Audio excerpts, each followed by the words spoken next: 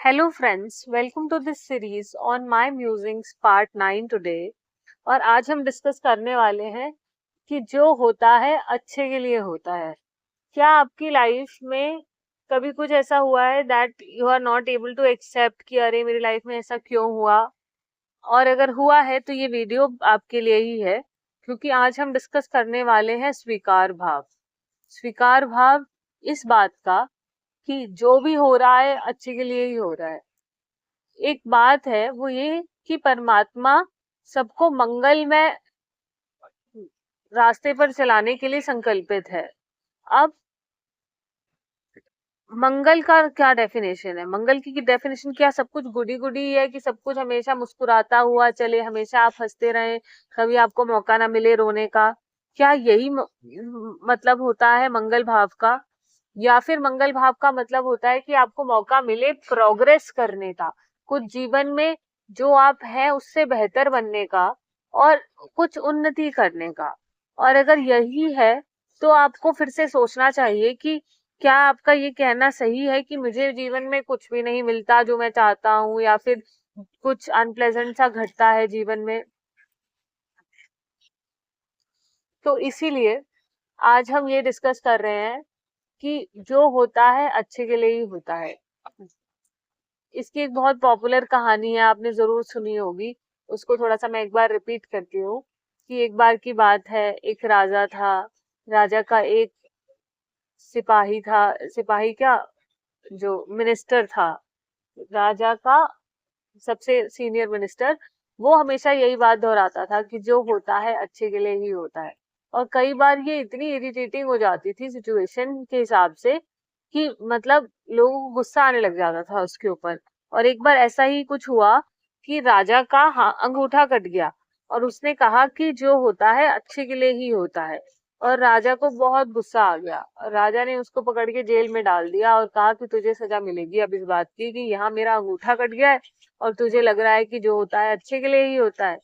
तो वो बंदा, वो जो मिनिस्टर था, वो तो गया जेल में। और राजा अगले दिन गया शिकार करने। और शिकार करने यूजुअली वो अपने मिनिस्टर के साथ जाता था, बट इस बार वो अकेले ही गया। तो अब वो शिकार करने गया और वहां पर उसको कुछ ऐसे लोग मिल गए जो नरभक्षी थे। तो उन्होंने राजा को पकड़ लिया और राजा को मार के उसकी बलि चढ़ाने ही वाले थे। तभी उनका ध्यान गया कि इसका हाथ तो कटा, उसका अंगूठा तो कटा हुआ है, और ऐसे अंगूठे कटे हुए व्यक्ति को वो बलि के लिए एलिजिबल नहीं समझते। तो इसीलिए उन्होंने कहा कि इसकी बलि नहीं देनी, तो छोड़ देते हैं राजा को। राजा दौड़ते दौड़ते वापस आया, उस मिनिस्टर को उसने जेल से निकाला और बहुत शुक्र मनाया कि वाह, तुमने जो कहा था वो सही हुआ कि मेरा अंगूठा गया बट जान बच गई। अब मिनिस्टर कहता कि नहीं नहीं, बल्कि आपने बहुत अच्छा कर्म किया कि आपने मुझे जेल में डाल दिया, वो भी अच्छा हुआ, क्योंकि अगर मैं आपके साथ जाता तो मेरा तो अंगूठा नहीं कटा हुआ था, मेरी बलि चढ़ जानी थी। तो इससे मतलब ये तो एक अम्यूजिंग स्टोरी है जो हमें सुनने में लग रहा है कि अरे वाह ठीक है, ये तो कहानी की बात है।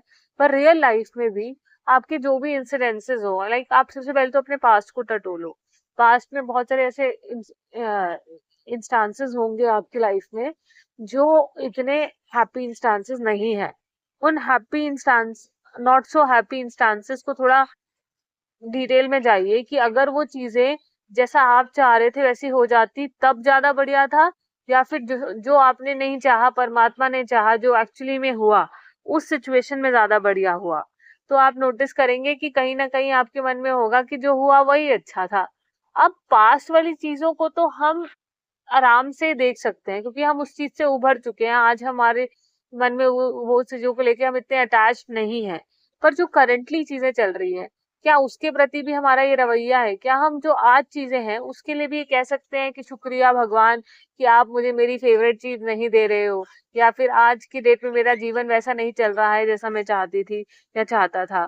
तो ये नजरिया आ पाना, ये एटीट्यूड अबाउट लाइफ आ पाना बहुत बड़ी चीज है, जहां पर आप देखें कि जो हो रहा है अच्छे के लिए हो रहा है। एक तो आप इसके लिए सबसे पहले अपने पास्ट को टटोल सकते हैं इस फीलिंग को जनरेट करने के लिए। और दूसरी बात है कि आप थोड़ा सा रिलैक्स कर सकते हैं। मतलब हर बार, कई बार होता है ना कि आप मुझे बताइए कि अपने जीवन की जिम्मेदारी आपको अकेले उठानी है या परमात्मा के साथ उठानी है? अगर परमात्मा के साथ उठानी है तो थोड़े से परमात्मा के एक्शन पे भी बिलीव कीजिए। आप सोचिए कि आपने तो कितना चाहा था कि ये चीज ऐसे हो जाए, बट उसके बावजूद भी नहीं हो पा रही, कुछ सिचुएशन होगी, कोई कारण होगा, तो इसका मतलब है कि ये शुक्रगुजार होने का समय है कि अब मेरी नहीं, परमात्मा की चल रही है। तो शुक्रिया परमात्मा, जैसा तुम चाहो वैसा हम रहने को राजी हैं, जैसा तुम्हारी इच्छा उस चीज में हम राजी हैं। तो बस यही मुझे कहना है कि जो होता है अच्छे के लिए होता है, और इस चीज को अपने अंदर इनकलकेट कीजिए, चाहे अपने पास की चीजों को समाप्त करके, अपने प्रेजेंट को समझ के, और थोड़ा सा विश्वास रख के। विश्वास सबसे बड़ी चीज है।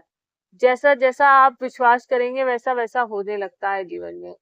और दूसरी बात ये भी समझिए कि जीवन ना हमसे बहुत बड़ी चीज है।